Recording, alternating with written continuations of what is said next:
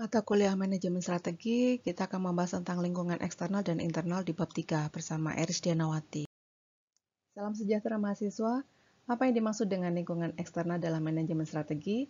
Yang pertama, lingkungan eksternal adalah semua elemen di luar organisasi yang relevan untuk operasi. Unsur-unsur di luar organisasi sulit dikendalikan, namun berpengaruh terhadap organisasi. Yang ketiga, organisasi tidak dapat berdiri sendiri atau memenuhi kebutuhannya sendiri. Perlu diingat itu ya. Berikutnya, apa itu lingkungan internal dan eksternal? Lingkungan internal meliputi aspek SDM, ada pemilik, ada manajer, dan ada karyawan. Sementara yang lainnya adalah aspek keuangan, aspek teknik produksi, dan aspek pemasaran. Sedangkan lingkungan eksternal terdiri dari kebijakan pemerintah, aspek sosial budaya dan ekonomi, serta peranan lembaga terkait seperti pemerintah, perguruan tinggi, swasta, dan LSM. Pertanyaan selanjutnya, apa yang dimaksud lingkungan internal dalam manajemen strategi? Lingkungan internal adalah semua sumber daya manusia dan fisik yang mempengaruhi organisasi, pihak yang berkepentingan internal yaitu organisasi itu sendiri, dan unsur-unsur dari lingkungan internal antara lain adalah karyawan. Mengapa lingkungan internal dan eksternal harus dipertimbangkan dalam penyusunan strategi perusahaan? Lingkungan eksternal dan lingkungan internal mempunyai peran yang cukup penting dalam usaha pengambilan keputusan, guna mewujudkan apa? Visi misi perusahaan. Interaksi antar lingkungan internal maupun eksternal akan sangat mempengaruhi kemampuan serta strategi-strategi penting bagi para pengambil keputusan. Mengapa sih analisis lingkungan eksternal berperan penting dalam manajemen strategi? Sekali lagi, analisis lingkungan eksternal perlu dilakukan untuk mengidentifikasi peluang-peluang dan ancaman-ancaman besar yang dihadapi suatu organisasi terhadap perubahan lingkungan eksternal perusahaan, sehingga manajer dapat merumuskan strategi guna mengambil keuntungan dari berbagai peluang tersebut. Jangan melupakan risiko.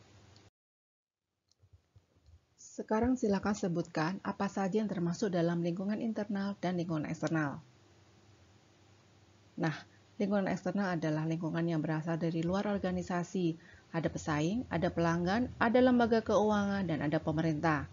Sementara lingkungan internal ada apa saja tadi?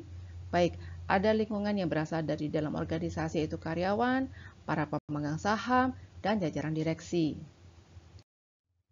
Berikutnya, apa yang dimaksud dengan analisis internal dan eksternal? Analisis internal merupakan sejumlah kegiatan menganalisis hal-hal yang berkaitan dengan kelebihan dan kekurangan yang ada di dalam perusahaan.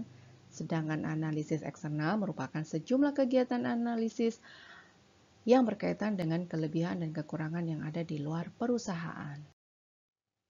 Berikut adalah faktor eksternal yang mempengaruhi bisnis atau penjualan. Yang pertama ada ekonomi, keyakinan dan sikap sosial, politik, teknologi, dan ekologi. Sedikit informasi tentang faktor eksternal yang mempengaruhi bisnis online, yaitu persaingan bisnis yang ketat, supplier yang kurang bisa diandalkan, kemungkinan terjadi penipuan, dan yang keempat adalah peraturan pemerintah. Mahasiswa, sebetulnya bagaimana lingkungan eksternal berpengaruh terhadap perusahaan? Dalam hal ini, kompleksitas dan perubahan lingkungan bisnis eksternal berpengaruh terhadap kinerja perusahaan, diantaranya ada politik dan hukum, kekuatan ekonomi, kekuatan teknologi dan kekuatan sosial, serta budaya.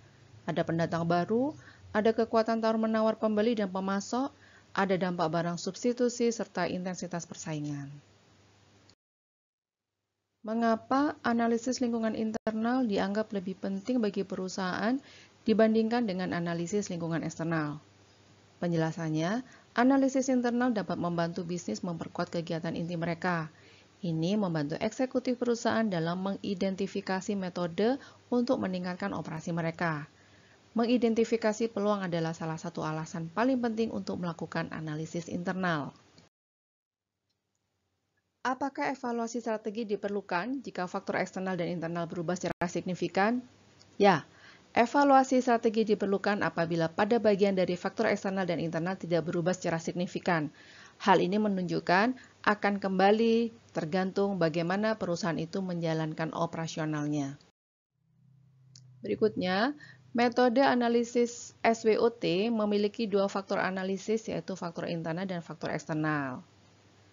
Faktor internal terdiri dari kekuatan, kelemahan, sementara faktor eksternalnya terdiri dari opportunity atau kesempatan dan peluang.